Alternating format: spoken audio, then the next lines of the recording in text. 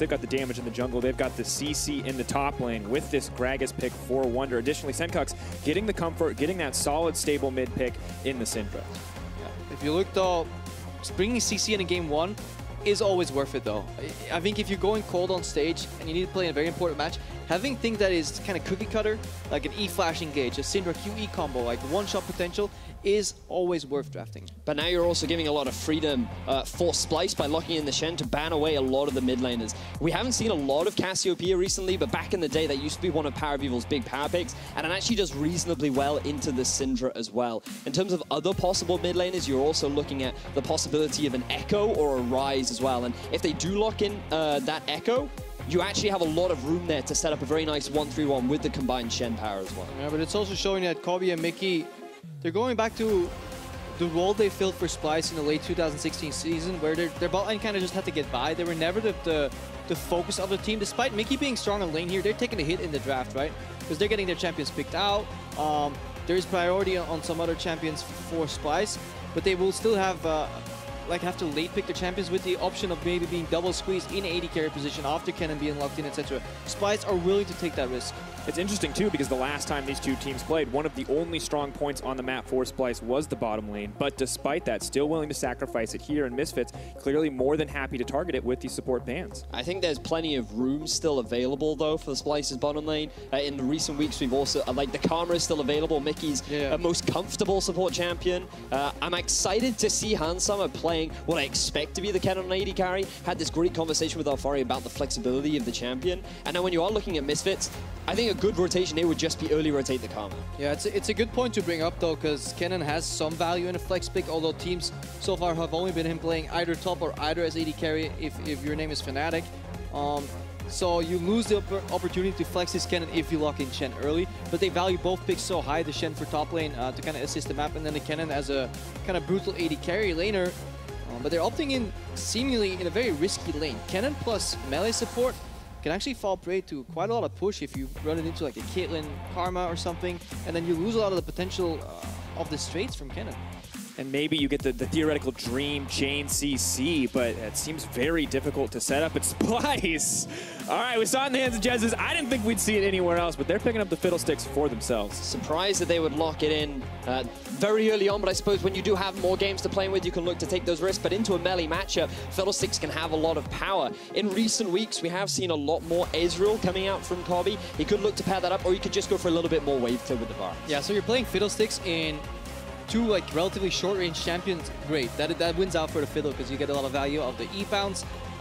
You also play against very spell-dependent champions. Kennen has a lot of combos that require like good timing, so silence really screws you over. The one caveat though is that Fiddlesticks is an incredibly low mobility support, and he's playing versus two CC champions, either enabled by Braum Q himself or just by the wealth of CC that Kennen brings. That is quite risky to lane, so we need to see how Splyce adopt that, but I think they're just going to go push from afar, push from range, and simply play a poke lane, because AP Fiddle early, plus Ezreal Qs, they can actually poke out this Braum, remove his potions eventually, and then just take over the map.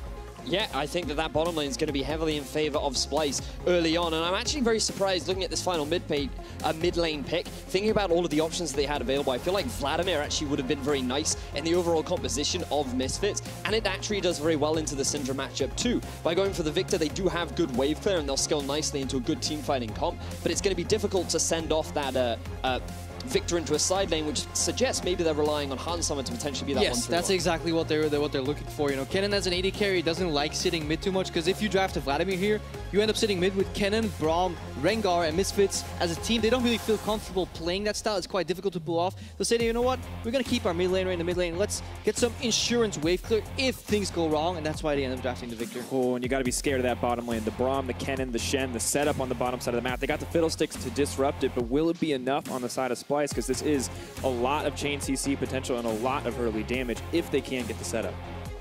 Looking at the compositions though, I think that both teams have very exemplifiers of what they're so used to throughout the regular season. Misfits, they have a really easy way to set up and engage with the Rengar and the Shen composition. I think they have great opportunities to get those early game leads, which is what they were so well known for early on in the split, going for that early bot lane tower. They have a perfect composition to enable that, and Splyce, they're going much more towards a skirmish style of play with room to get picks.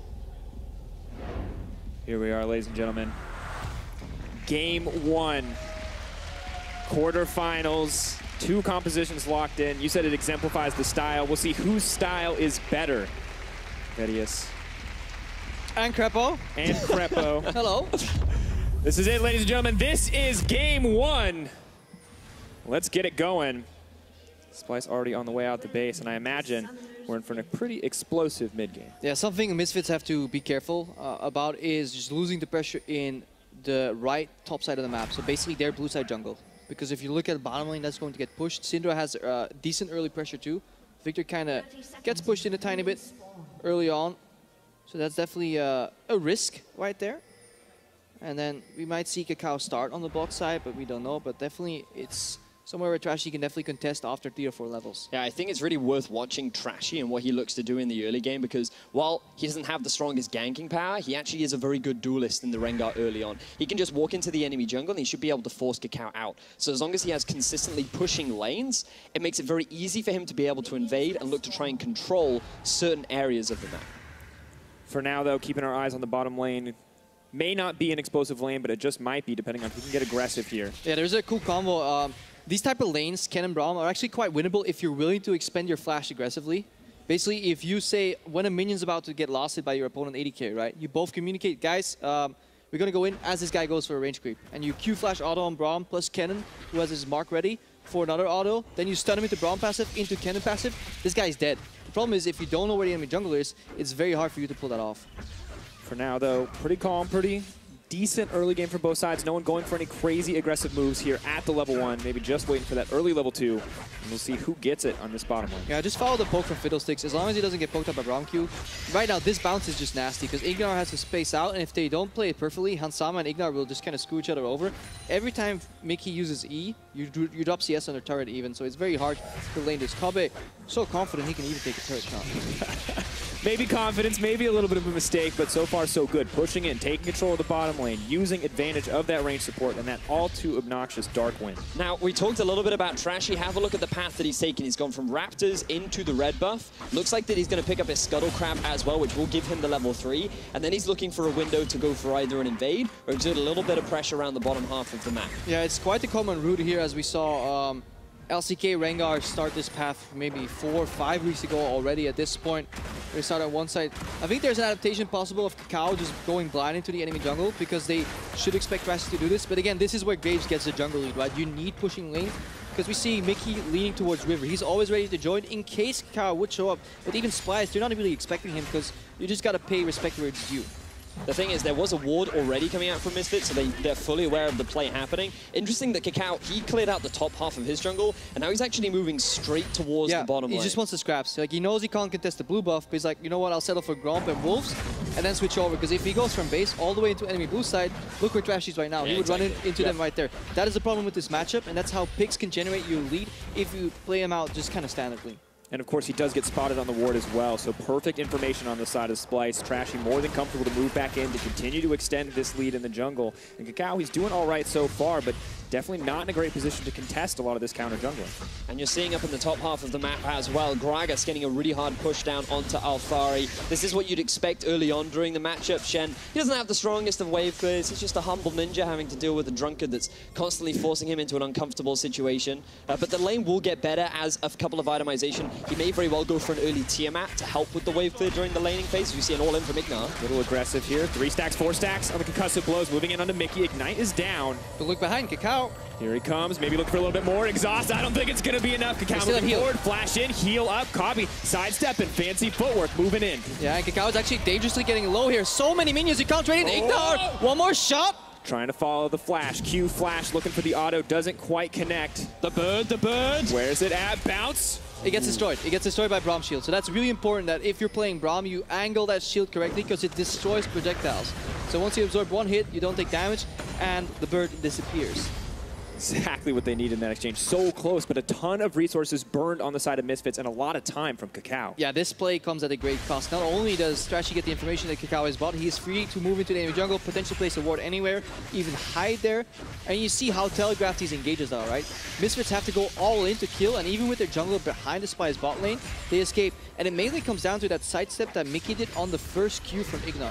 if you don't get insta-stun right there, you can fight in your minions, and you just see how much damage these range creeps plus potentially a cannon, how much it adds up to.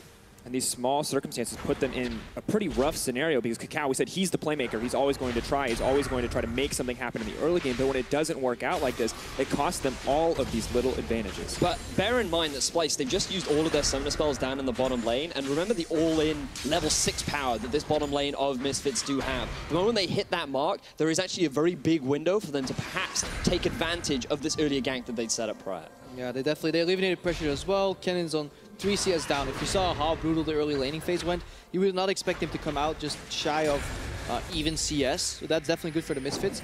Honestly, they survived the rough early game, but it's still 700 gold has already been acquired by Splyce just for kind of playing the game. And it's not just a rough early game, but a rough second half of the split for Misfits as well. Splyce are coming in on a high. They've been winning. They've been performing well, but Misfits been very inconsistent in the recent weeks, and we really have to keep our eyes on the team to see how they play in this series. Yeah. Quite a bit of conditional CC as well, if you look at it, right? Like this Braum setup, this Kennen setup. We're actually getting a look at some of those stats you were talking about, Drakos. It is grim for the Misfits. And that weeks 1 and 6 is including the kind of poor 2 first weeks they had in the split as well. Yeah, you can see that looking at week 7 to 10, the severe drop that Misfits have had recently, the fact that they haven't been getting themselves first blood, they haven't really been able to set up the same sort of tower control that they had in the past, and it feels like that their playbook has really come apart compared to what it was before. They had moments of brilliance in the mid game, right? But their early objectives have been suffering, mostly because they have been drafting things like this. Like losing lanes Rengar is incredibly tough to play because you spike at 6, but you spike in a state where you're so under pressure that your first move order is going to be incredibly obvious. The same way that engaged in bot lane was very obvious. So that makes it very easy for Trashy, if he's on top of his game, to set up for a counter gank and just add pressure. Exactly where he wants to be. Nice CC coming out, moving forward onto IgNar. Does have the Unbreakable, blocks a lot of the damage, but collateral, not enough. But this is all they need to do because the tower is already so low. Yeah, they're forcing the bottom lane back from the side of Misfits. They've gotten a lot of pressure down from this constant early advantage that they built up. And because of the constant pressure that's been put down onto Alphari as well, he hasn't quite yet had the freedom to try and make that teleport play happen. Yeah, and I like the gank timing, especially if you look at the big picture. Traditionally speaking, when you play against a level 6 spiking bot lane and against a Shen, the right move is to rotate. Move into the Shen lane. But Splyce are actually allowed to do that after taking first turret. It's sometimes so hard to get the turret in time, and because Trashy was just doing kind of a pressure gank where you're not aiming to kill people, you're just aiming to isolate an objective. Not only do you get the turret, they get to get the first move in the rotation, and now the swapperoo starts. Always swap into the Shen lane. Don't give him access to ulti on an all-in bot lane like Kennen Braum, because that is Misfits' win condition right now. They want to force and engage, get the Shen ulti piggyback, and get 2 kills. So Splyce, they're playing this early game exactly how they need to. Something that we've seen a lot more recently from the Splyce squad. While Misfits have been on the downturn, Splyce have been on the upwards trend, and it comes very much more from their understanding of how to play their compositions and to build these leads during the early game, and a lot of that has come from the success of their bottom lane. And it's such a shift too, right? Because we look at Misfits. Misfits were the team that we knew they had the strong early game. They would snowball it. They would take games. Not always as fast as we wanted to see, but to see them now losing out to the early game to Splyce, very big shift. Yeah, you can see here, look, the red line is during their first half of the regular season where they were usually behind in gold during the early deficit. They really weren't doing anything during the first half of the game, but in recent weeks, they've really been upping their performances. The fact that they've had so much more control and just been having more of an impact on the map is really nice to see this growth from Splyce. Yeah, quite a familiar story. If we look back to summer 2016, Splyce also had a late season surge. Misfits, they're hanging on. They want to get into the mid game where the shot calling was better for some weeks, but it's quite a large goal lead, and more importantly, a pressure lead. They only have one very obvious play to get out of this. It's Rengar gank in the lane with the CC plus Shen ulti. That is their playbook right now. Can Splyce avoid it? And Misfits just so backed into a corner here. We watched Mikyx walk up to that turret, fear somebody. Just the threat of a level 5 Fiddlesticks by himself is putting Misfits on the back foot. This is not at all where they want it to be. Now, the one lane that we haven't actually talked much about is in the mid, because early on, Sencux, he was able to apply a lot of pressure with the Syndra into the Viktor, and usually what happens is Viktor can't really do much until he gets his hex score, but now that he has a lot more wave clear, something that we've been discussing a lot in recent weeks is how PowerOfEvil seems to be the most influential when he has freedom to roam around the map. And now that he's upgraded his hex score, he should have a little bit more freedom to do that. Yeah, but Viktor isn't really the roam champion that you want to do that on, and that is actually, it's a mark for both these mid laners. Both of these guys are incredibly passive. Like, if you look at the pressure numbers, how much CS they give away, if you play against Sencux and PoE, you're going to get the most CS that you can get in the league in the LCS. These guys give away so much pressure here, and PoE should be able to abuse that in this matchup by just leaving lane and roaming, but Splyce, they drafted around it. They played an early pressure pick in Syndra with CC. Easy to play, easy to execute, and I feel they had a much smarter draft for Game 1 in the best of 5. This is a massive CS advantage for Sencux as well. This is exactly where he wants to be in the early, and this is a guy who struggles in the laning base. This is the guy who doesn't always make an impact until teams start to fight. So for him to get an early advantage here in Game 1 in a quarterfinal is exactly what Splyce needs.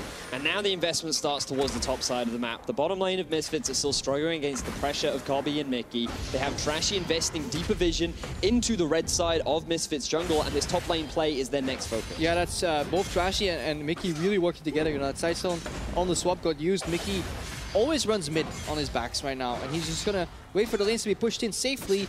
He can deep ward, and it's so hard to play a Rengar when your jungle has been compromised, especially when there's only one gank you can go for. You can't really go for the Gragas because it doesn't pay off. Mid lane, if they know where you're coming from, it doesn't really pay off. So far the pressure advantage is making it so easy for Splyce to play the game, and Misfits, they're locked down. The ganks are telegraphed, the options are limited, there's a Fiddlestick to disrupt it, things look a little grim, and for now, Splyce are just keeping the pressure on slowly but steadily, holding on to the gold lead, now maybe going to look for larger objectives as we push further into the game. Trashy getting aggressive, maybe just another pressure game. Alright, Trashy. Who's that shotgun? Give us a kill. He wants more, he wants more. Oh, it's Mikyx! Oh, Mikyx goes in, that's the Crow Storm! IgNar potentially in trouble, nice sidestep though on the collateral damage, and here comes KaKAO. Moves forward, Shen on the way in as well, but he misses the Bulla. That's disaster. Now Misfits are gonna have to back off here, and they're just getting chipped out. They're just getting poked down.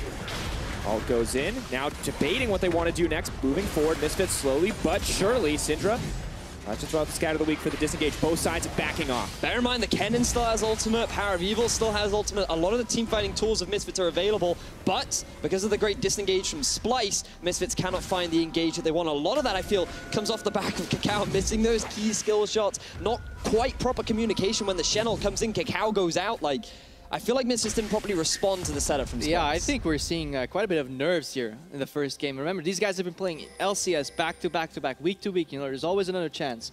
Next week will be better. Group system, you know, we can still make playoffs. Misfits, for the longest time, have been locked into playoffs. But now, they're playing for something more tangible. Lose, you're out. You're not going to Hamburg. And I think we saw that kind of in that fight, because one, Splyce shouldn't even go for that engage. It's too greedy if it backfires, and it gives Misfits exactly what they want, which is that Rengar Shen play. But then Misfits, they just weren't good enough to execute. And now if you're Misfits, you can be pretty happy because you've been able to defend your turret for a fair amount of time. You've actually been able to get your bottom lane down to the bottom half of the map, and their focus is now looking to get this tower. And you can see, though, that the crowd is liking it. Not just the crowd, Wunder's family here to back him up. That's true support right there. Yep. I always liked it when my mom visited, watching the games. I know my mom's watching right now. Hi, Mom. She never knew what was going on, though. So they basically, parents, I've seen this for many pro players, whenever parents visit, they just want to show support. So whenever the crowd starts clapping, they just clap along. They're like, yeah. That's not fair. You don't know that. Wunder's mom could be like super high elo. She could be. I'm sure she'll be higher than you, Krepo, regardless. Anyway, focusing back on in the game, a lot of control now coming in from Misfits towards the... Ooh, Alphari. Flying Alphari. No gauge. Just poking at each other, but Splyce doing their best to control the vision, and for now, Misfits distributing their resources on the bottom side. But from this investment, it's giving a lot of freedom for Splyce again to gain control over the top side. They might even be looking for a play in mid. Look at Mikyx coming through the jungle. In trouble. Barrier comes out. He's safe for now. Mikyx just waiting. He's looking for the KaKAO. Mikyx lurking on the side. And I like this pressure play because Splyce, they don't really care if they lose a dragon because it's all about gold advantage. At one point, you're okay trading turrets, especially for dragons in the early game, if you already have a gold lead, because you just reach critical mass. At one point, there's so many items up that faster turret taking or faster objective taking isn't like gonna lose you anything, because Misfits aren't gonna take any turrets. All right, go start the Baron. We'll come kill all 5 of you with our extra items. Exactly. And now, Misfits, they are struggling. I feel like that for the entirety of this game, they haven't been able to move past the river. It didn't help that they had those losing lanes, but now we're at a point where Misfits have a little bit more freedom, because for Splyce to start posturing, their only next objective is to start hitting onto that mid tower, and this is the tower against the Viktor as well that becomes really difficult to take. Yeah, you just dive him. So the way you isolate that is you push both side lanes, and then you just walk next to him and like, my dear friend, would you please evacuate the premises? Have you heard the word of our Lord and Savior, Fiddlesticks? The word of the bird? Yeah. Or the bird is the word, right? You got it, you got it. I wasn't going to call you out. Well, Splyce get the dragon. Yeah, the have your cake and eat it too kind of moment. Not only are they getting the towers, they're taking the objectives as well. And Misfits not really even able to take an inch in this game so far. But if we look back, Week 8, we see this similar draft from Misfits. We're like, you know what? They're expanding their repertoire. They're holding out for playoffs. Now, in Week 11, which is playoffs, we see them draft a similar kind of losing lane style that puts KaKAO under so much pressure. Like, are they holding out for semifinal or what's going on? This is not a circumstance where they can afford to. And is Rengar really that early game playmaker? It doesn't match up to that Elise or that Lee Sin. At least it hasn't yet.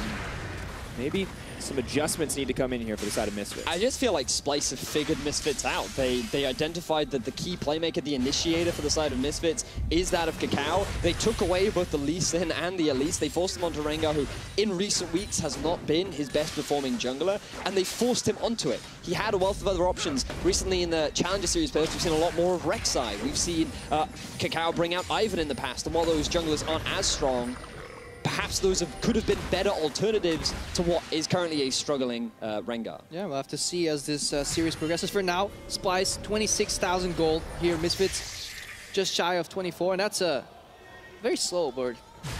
There it goes. Slowly but surely. Oh, there goes PoE! Will close over the wall. Down he goes. First blood for Trashy. They didn't know. The crowd hadn't arrived yet, you know, it was going to the fountain. They had no idea where Fiddlesticks was. They forgot. But this was the play that we were talking about earlier on. They pushed up both the side lanes. You had Wunder up top, and it was just a matter of, let's dive mid, guys. He doesn't have the cleanse to get out of the fear. The Alphari ultimate is not enough to keep him alive, and Splyce, they've now secured all 3 out of tower. Just seconds ago, it was 3K. Now it's 4K. The lead just continues to mount, and Misfits very quickly running out of options, but that doesn't stop them from trying to force a play here. All right. Pick on the fat kid, Wunder, as a flash, body slam. Forward. Yeah, he only has one flash. Wunder going to go down here, all but assuredly moves in. Concussive blow stacks goes in. It takes everything they've got, but Misfits managed to get something back. Yeah, IgNar looking for the predict on the body slam, but Gragas is a slow mover. He takes his time to swing that belly into motion. It's just such an awkward moment where you're Braum and that horrible slow projectile speed and you throw it out and you realize, I've made a mistake. But for the next second and a half, I'm going to have to watch it in real time. And now, if you're Misfits, sure, you get yourself the kill, but they're not actually able to gain very much off the back of it. They even move PowerOfEvil down into the bottom lane. It feels like Misfits aren't fully aligned on where they want to be allocating their lanes and who they send where. It's just, this is all related to the draft. It shows you, again, the value of pushing lanes. A lot of people are like, yeah, what do you do with push? You invade for pressure. But also, if you do ever manage to get out, what happens is that you're so deep on the map that you can't actually capitalize. You're always pushed in, so the distance to the next objective is basically the distance you have to travel or have to wait rather for somebody to spawn. By the time you arrive at that tower, at that dragon, people have already spawned again, and then we saw the setup again. It was almost too easy for Splyce to get that kill on the Viktor.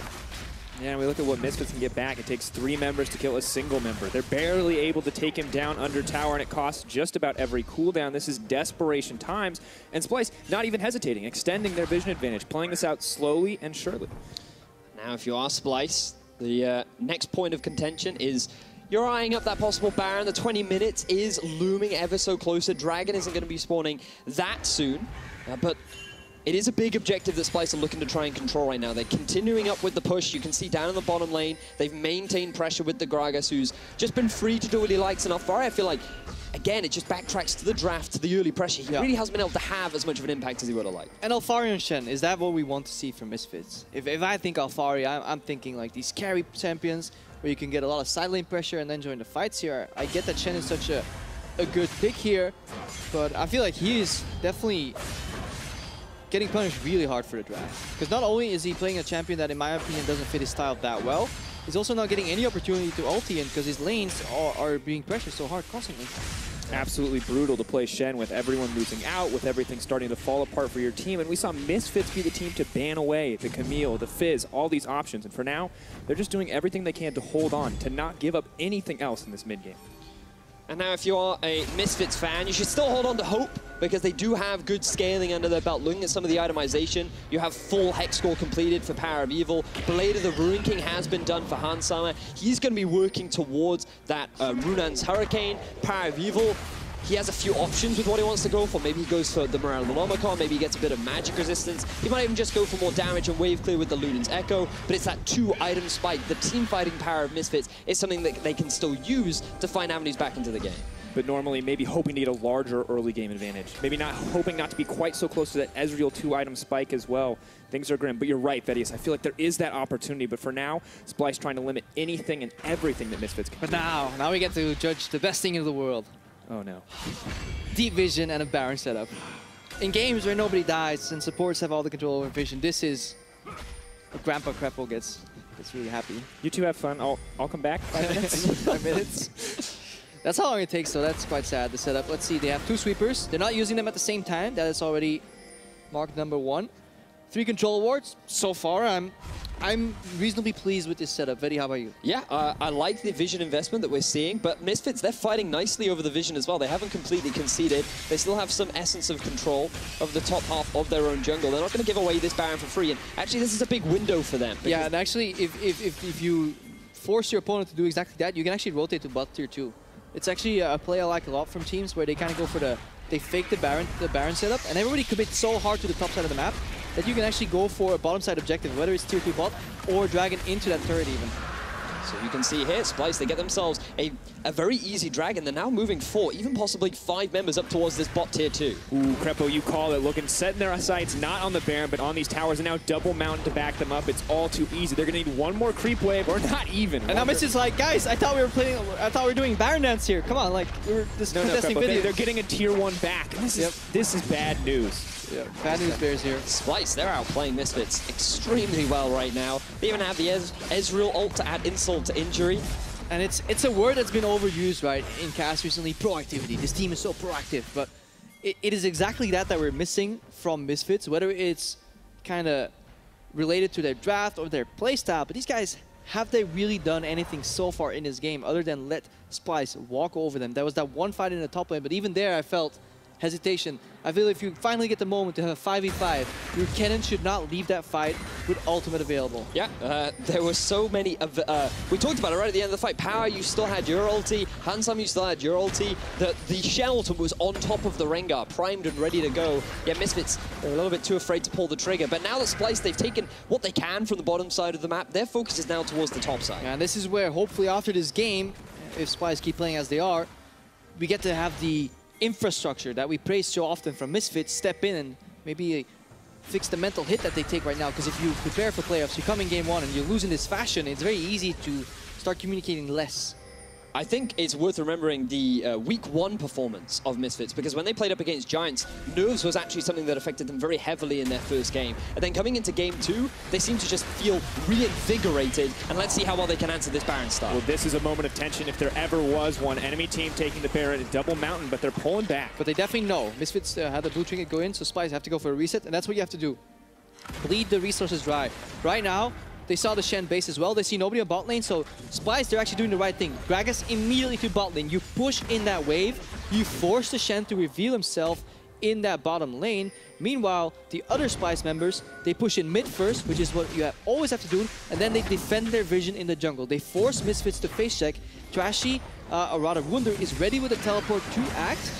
And Misfits, they're not being allowed into their own jungle. But Mikyx... Oh, Mikyx maybe overextending here, pulling back. There's the Shen ult. They're trying to find a way back in. Terrify comes out, but Mikyx gets stunned up. KaKAO, he's looking for more. Leaps forward, does leap out immediately as Kobbe finds the disengage. Splyce, you want to be controlling your vision, but you have to make sure that you get the push first. Mikyx walking in by himself is just asking for Misfits to find that pick. They get it, and now they can reclaim control of the Baron. Small error, and basically they have to wait for Wunder. If Wunder is in range to cancel the Shen ulti, Splyce can still fight out that kind of 4v4 or maybe 3v4, especially when they're kiting. The problem is Mikyx went too deep and there was no cancel on the Shen ulti. But now PoE is under pressure. Plays, knocks him back. Flash out from Power, though. Finds a brief moment to escape and will live in the end.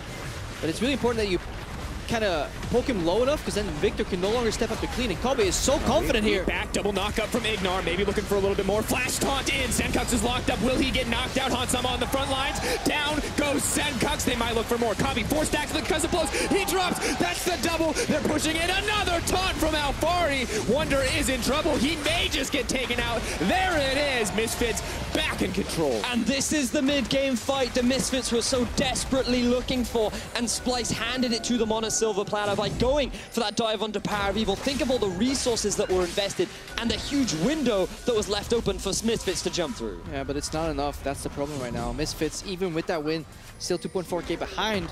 And Splyce, they learned their lesson right now. They'll take another repeat of the scenario here. And again, this is Splyce. And with almost hubris, they're taking this fight. 4v5, Mikyx is not there. It's only 4v4 because Viktor joins later. But you see now with all the CC layering here, the Kennen actually using the ulti. A lot of the offensive tools already being down for Splyce, it is much harder for them to get away out of these fights. But bear in mind, look at the top lane. You can see Minion Wave pushed underneath the tower. Bottom lane, that was already shoved in from Wunder. And this is what makes it so difficult for Misfits to really claw any objective back. They couldn't go towards the Baron because of how low their health bars were. And so Misfits, even after getting such a powerful fight, still are not in control of this game. Hans Sama finally showing us what this Kennen pick can do. And it was a scrappy fight, but Misfits do walk away with the win. However, will it be enough? Because right now, Splyce still very much in control of Baron, and Misfits didn't get those consolation prizes in the early game. It's still double mountain for Splyce. In the prospect of a best of 5, it's also very important that Misfits had this win. Even if they don't have win in the game later on, it shows that they at least had one moment of positivity. Now, Kobbe is a little bit under pressure. Bold sidestep, he has no shift. Moves back, blast cone out. Not quite the right angle. He must have shifted into a brush somewhere, and Misfits He shifted away from the Baron just moments ago, so didn't have the cooldown. Kind of greedy overall. But they get a nice bit of chip damage down. The Dragon will be spawning in just under a minute. It is the Cloud Drake. So I think Splyce would be pretty happy to give that one away if a Baron were on the cards.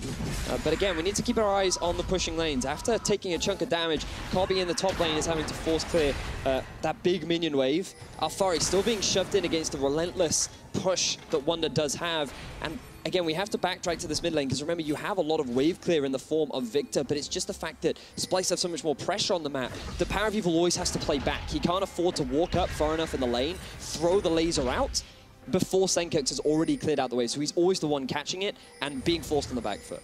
Yeah, really good use of the scrying plan here. Finding these lingering wards, not allowing a TP from Alphari to really catch Splyce off guard. So they're taking complete control and sweep the river and their own jungle.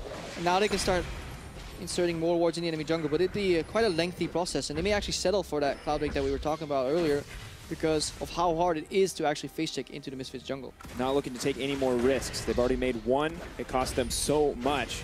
Now just focusing on the easy objectives, focusing on what is right in front of them. You can see the 1-3-1 being set up for Misfits as well. Hans Sama moving off onto a side lane. Given that he has completed the Witch End second, makes sense given the amount of magic damage on the side of Splyce as well.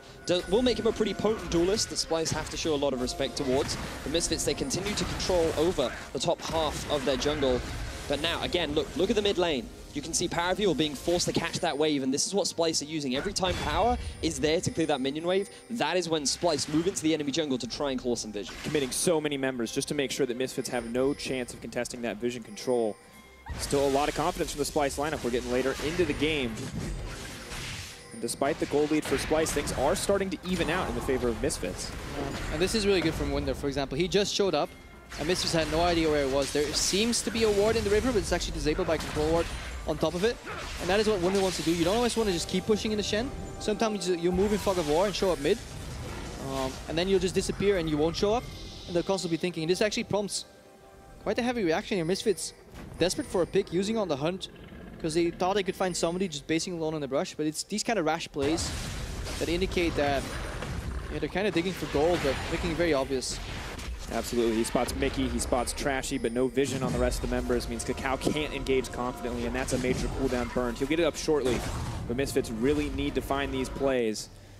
Now, I think it's worth looking at PowerOfEvil's itemization, something that we've talked a lot about in the regular season with his slightly odd Ahri builds, and I feel like this is a slightly odd Viktor build as well. Usually, if you're going towards the Lichbane itemization, it's very much towards helping you with sieging. You're much more powerful when it comes to duels because you have the empowered Q, but your teamfight value drops fairly significantly because you're not relying on your ultimate and your death ray to deal the damage. You're actually relying on being able to stick into a fight and a drawn-out fight. So yeah. I think there's an element of risk, especially up against the Syndra.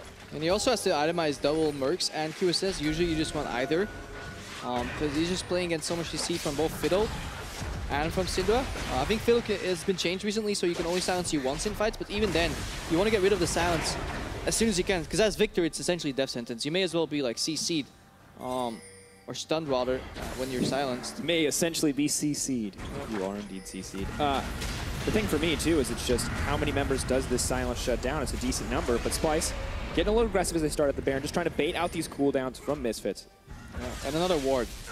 This is the point where in the game where you also start counting the enemy sidestone stacks. Trashy's actually...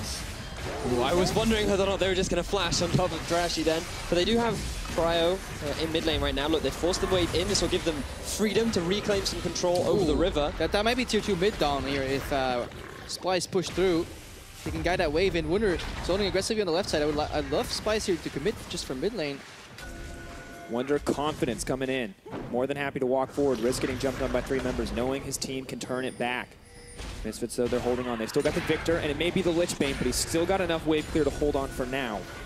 And you see Hansama downing as well in the top lane. Like, he just paced back and forth. He's like, guys, can I clear this wave? Yes or no? And at this point, this is where you need a strong voice in your team. One guy has to make the call, yes, you can clear that wave. No. If you ask and people say, I don't know, that's when you start having cracks in your shot calling, and that's enough for Splyce to eventually put one more ward, one more control ward, one more rotation, one more turret. That's what makes it so hard, because it makes it's so easy for us to look at this, right? And like, why they're not doing X or Y, but somebody has to make that call. Somebody has to be willing to make calls that could potentially lose you the first game in the quarterfinal series. And for Misfits, as such a new team, who don't have the experience of Splyce, that puts them under a lot of pressure. And while they have been a top team, sometimes you forget these are young players for the most part. Alphari, very new to the LCS, putting up monster performances, but it doesn't change the fact that he may not be used to the pressure of a stage like this, of a best of 5, knowing pretty much everything is on the line. And the longer this game goes on, both teams scale pretty nicely, but it becomes harder, right? Because that's when the death timers are longer. Right now, Splyce, they still maintain control over a large proportion of the map, but the possibility of Splyce getting that pick with the Fiddlesticks ultimate, if Misfits ever lose that good, if Misfits ever find a window in that vision where they can find a pick. Yeah. And these are all plausible theories and explanations. I'm going to be honest, I wouldn't mind a little kill, a little bit of action right now. You know, I get it. You're nervous and you get some control wards and you're Splyce and you're like, you know what, we'll fight you for the vision. But I personally, yeah, as a fan, I wouldn't mind if they just start like fighting each other. Krepo, the pressure's not on for you. We're chilling. We have, you know, fog of war perfectly off. We know where the wards are. They don't. Any bush could be death. I mean, we can look at it, right? But like, have you, like, they do have the kitty cat ninja combo. I mean, the fact that that can just come out of nowhere, they have the ability to force these fights. It's there, Drakos, it's there, just waiting to happen. I never thought I, as a play-by-play caster, would be arguing against violence in League of Legends. Now we see how hard it is, because Trashy essentially just face-checked the brush and they didn't know. They have prior on the mid lane, and now we get to follow exactly how hard it is, because suddenly IgNar's there. What's he doing there? Sama! Out goes the Viktor ultimate as well. It's a lot of damage. Mikyx pulling back. Redemption holding on, but in goes Alphari again. The Shen CC in this fight is sick. Ha! You guys thought they were just warding. Psych! Misfits set up the trap. It even trapped us, and that is exactly why this Misfits versus Splyce mid-game has been so stagnant, because exactly that could happen at any time if you just make the slightest error in calculation. But now the Baron has been started. Splyce, they want to try and contest. Holding on for now. Out comes the Locket, moving forward onto Wunder. Kobbe in the backline still dishing out damage. KaKAO leaping, trying to make it out to safety, but Kobbe is on the hunt, looking for a little bit more. Tick down goes the red buff. Accidentally hits the Baron, moving in. The heal comes out there safe for now, but Sencux takes down Alphari. PowerOfEvil moving in. He is fearless. But Misfits, they're starting to fall apart a little bit. They're pulling back. PowerOfEvil wants to get something. Yeah, this is the Misfits turning. Huge Kennen ultimate. That's a jungle death. Sencux under pressure. Pulling back now, though. Misfits backing off, but it is not the win that they wanted. Splyce actually played that fight beautifully. Never hard committing, always staying at just arm's length of Misfits and utilizing the immense damage from Baron to just play that fight, just constantly in and out, so slowly and so patiently will result in them forcing Misfits back. Yeah, definitely. Very apt description of that fight. Vedius right there, but definitely I do want to call you out on one thing, Drakos. We're going to see it in the replay. Oh, this is actually the early game. Now we get full vision. See, these guys are sweeping for wards, but they actually get spoiled with the new silhouette reveal on the sweepers. They find out they're actually getting set up for a bit of a trap here, and they end up dying. But I wanted you to follow Kobbe here, and he actually does a really sweet play later in the fight, because he doesn't accidentally hit Baron. He wants to keep his stacks alive to keep ticking, and refreshes the stack if you hit an enemy with Q. So he just fires it on the Nashor. So if he ends up in a fight, he has like 40 or 50% attack speed because he knows he can't find KaKAO. Pretty smart play by Kobbe. Although he could have technically killed KaKAO if he just went for the gamble. Look, man, I'm not going to argue with you, Rook. You're a higher elo than me. If queuing the Baron is the right choice, it's the right choice, Krepo. No, I just thought it was really cool to look at some of the things that are in the players' minds, right? Sometimes they're not thinking about, if I miss the skill shot, I lose my passive, which means I may do a lot less damage in the fight, so I'm not going for the gamble skill shot on the Rengar. He probably also thought he may die to red buff, so he just wants to keep his passive up by hitting something with his Q. I think it's actually incredibly smart from Kobbe, an often underrated player. And I also think it's worth highlighting again just how well Splyce ready to play that fight, but here's another one. KaKAO, Shen delivered. We're going to have to pull back, though. Scatter the Weak not going to connect. This is big. Gragas on the side lane, Vedi, they can just go in for the pressure push. Yep, you can see a big minion wave stacking down the bottom lane. The ultimate was just used from Alphari of a failed engage from the side of Misfits. The fact that Splyce are constantly disengaging from these forced engagements from Misfits is a positive thing for the side of Splyce. And they're realizing how deadly this Misfits lineup is at this point in the game. No more global advantage. Teleport for teleport now. Shen cannot just come to fights without giving up something in exchange, or at least not without even terms. Yeah, and Splyce also realized that if you sometimes want to get an area under control, it is often worth flipping the map. So if you want to get top left under control, it is sometimes worth playing on right side just for a minute. So Misfits, they all move their pieces on the chessboard to the right side, and they kind of forsake playing left all the time, and then you can move in freely. Reveal everybody on the bottom right side of the map, and then you can take left side under control, as opposed to playing into this siege. Because when you're sieged up, it's much easier to defend, as opposed to when you have to make rapid map movements all across the map, because eventually you run out of vision. And while that is a very legitimate strategy in terms of League of Legends, if you ever moved all of your chessboard pieces to the left side of the board, very impractical, would not recommend it. For the time being, though, it has forced Alphari down to the bottom half of the map, and you can see Misfits once again playing towards this top side. They realize that the Baron is a really big point for them, where they know they can force fights. Already they've been able to find 2 successful fights, heavily going in their favor, yet they are struggling to turn that into more control over the map. And while in the hands of Fnatic, the Kennen pick has been that solo split pusher on a side lane. This time around, it's been Braum and the Kennen holding hands, going everywhere together, maybe looking to bait Splyce in to try to force something bigger. I also have to look at what this Fiddlesticks has brought in terms of value. It's an argument often made for Malzahar as well. 3 Quicksilver sashes and maybe even a 4th, although that's probably going to be a GA for Alphari. So 3 QSSs have been picked up. Against just a Syndra, I don't think that would happen. So it's definitely that silence that has been so pesky for the Misfits that they're spending just shy of 3,000 gold on an itemization that doesn't bring you much damage to the fight. The silence, the fear, the potential to lock someone out of a team fight, clearly weighing heavily on the conscience of Misfits. Technically a Terrify now, that's also a mechanic that's been changed. Much easier to follow up on. If you used to play with Fiddlesticks, your support would flash and press Q, and then you have to gamble. Where is this guy going to go? Is it left? Is it right? Is he going to play like KaKAO? But now, right, you know, he moves away from Fiddlesticks. Much easier for you to predict skill shots. IgNar. See, on the hunt. Now comes the Shen.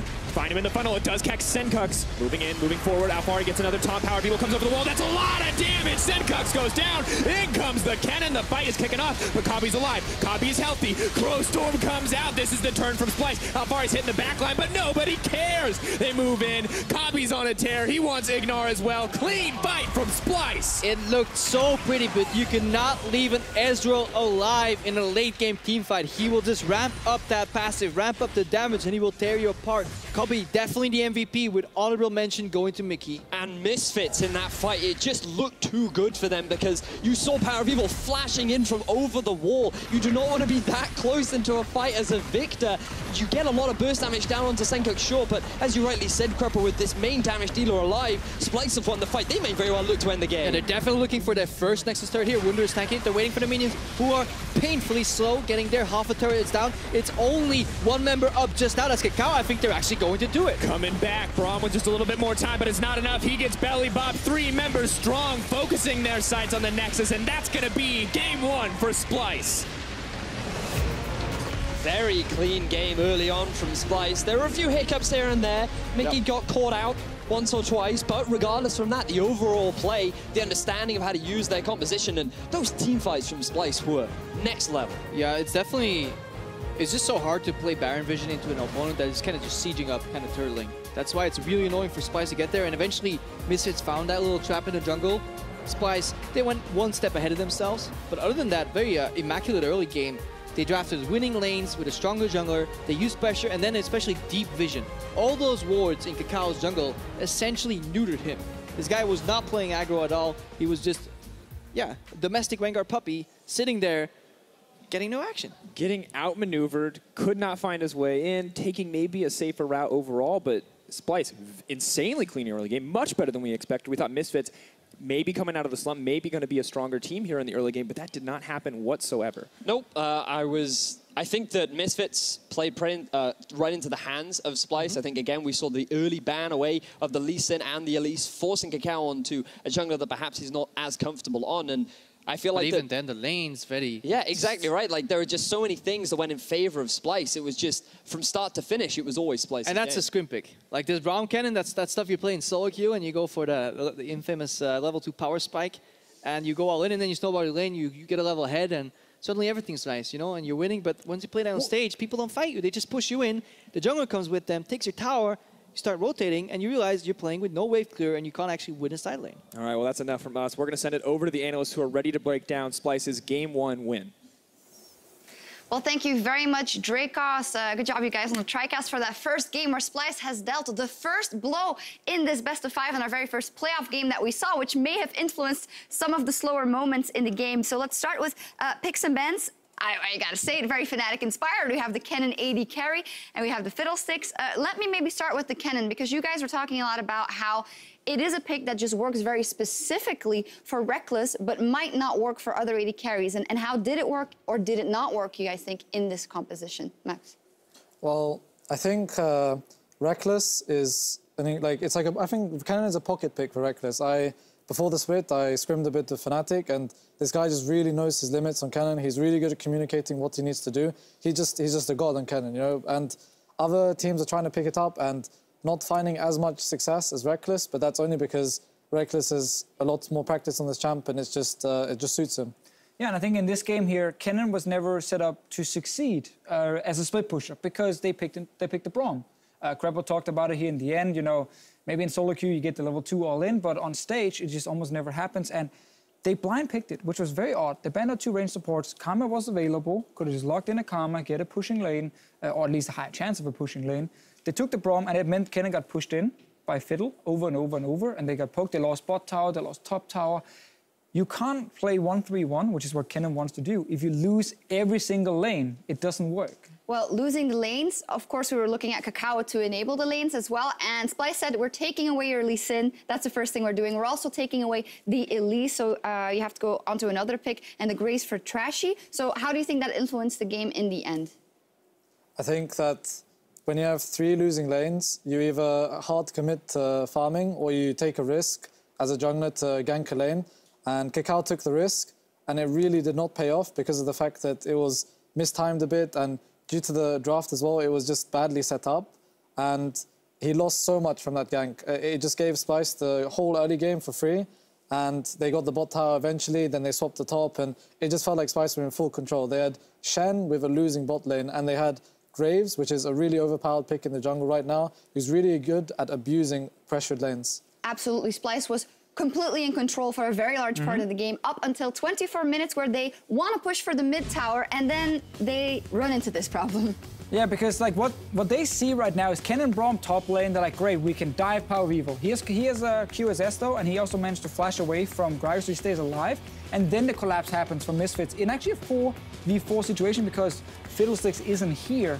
Went down a bit earlier. Sencux gets caught here. Teamfight Kennen memes are coming all over the place. Misfits actually managed to catch out like multiple Splyce members here, so this was like really good. The problem for Misfits was like normally in an even early game, this kind of fight then puts you ahead, and then you are in control. They were still 4k gold down after this one. They would still get pushed in mid, still get pushed in top.